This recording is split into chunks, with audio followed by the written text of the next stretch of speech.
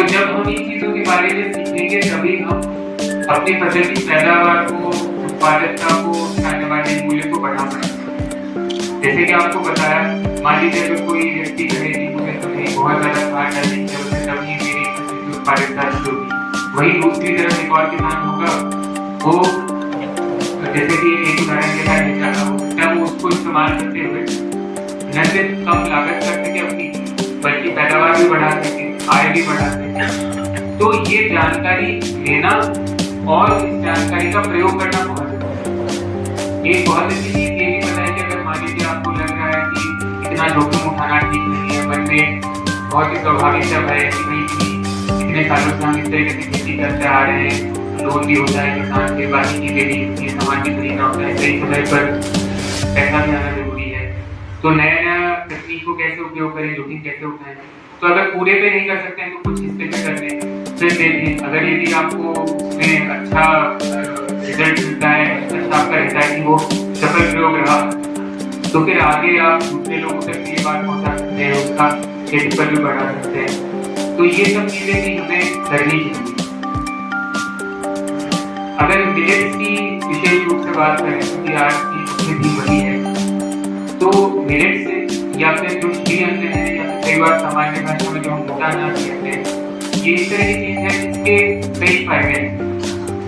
किसानों के लिए अगर हम बात करें तो कुछ फायदे आपको बताए कि इसमें पानी कम लगता है, जो पर्यावरण में बदलाव आ रहे हैं उसके थोड़ा सा प्रतिरोधक क्षमता इसमें ज्यादा होती है फसलों में। हम देख भी रहे हैं कि आपने भी सबने अनुभव किया होगा पिछले 15-20 साल 25 साल में पहले जो बारिश होती थी और जो क्लाइमेट या वातावरण के बिंदु होते थे उनमें बहुत ज्यादा बदलाव नहीं आता था साल के साथ, लेकिन अब कितना ज्यादा बदलाव आने लग गया बारिश में बाकी चीजों में। तो इस तरह के जो बदलाव होते हैं उसके प्रति प्रतिरोधक क्षमता इन फसलों में ज्यादा होती है, पानी भी कम लगता है।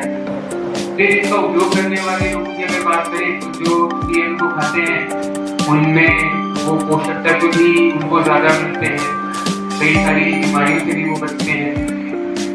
यहाँ भी शायद इतना नहीं था पहले, लेकिन कई अन्य राज्य हैं आसपास के जैसे राजस्थान है, उसमें तो बाजरे की बहुत ही ज्यादा है, तो सर्दियों में तो रोज ही खाते हैं सभी परिवार।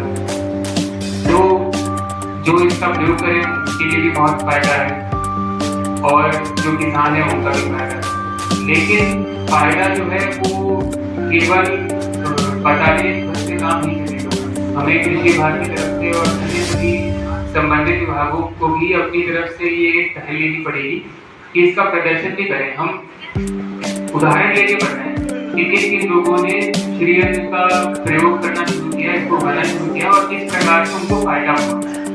जब ये बात किसान तक पहुंचेगी तो फिर वो और ज्यादा इसको अपनाएंगे। साथ ही साथ हम ये भी देखें कि इसकी डिमांड को या इसकी मांग को हम कैसे बढ़ा सकते हैं। जो हमारे जनपद के होटल है, रेस्टोरेंट हैं, हम उनके साथ भी एक बैठक करें और उनको भी हम प्रेरित करें। मैं बीडी साहब से और कृषि विभाग से अनुरोध करूँगा, जरूरत पड़े तो हम उनको ट्रेनिंग भी दें कि कौन कौन सी रेसिपीज हैं जिनका उपयोग किया जा सकता है श्री अन्न के उत्पाद बनाने के लिए।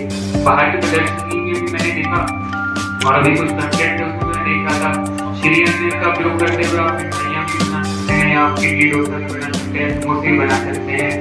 तो इस तरह से धीरे धीरे जब हम इसके प्रयोग को भी और ज्यादा प्रोत्साहन